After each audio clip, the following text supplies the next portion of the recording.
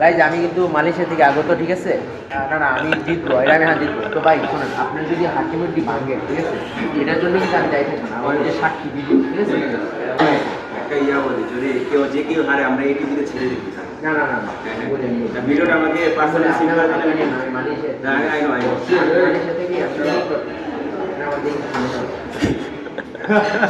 Malaysia থেকে আগত হারার জন্য প্রস্তুত।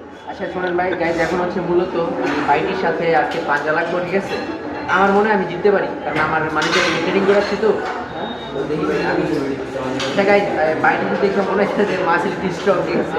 এই ভাই 1 2 3 করলে 1 2 3 এই আসতে আমি রেডি না।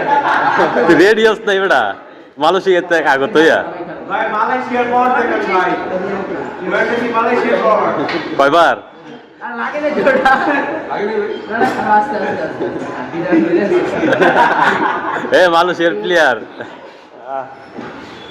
ধরে নি আপনি নিয়ম বাইটি নিয়ম জানেন না, ঠিক আছে?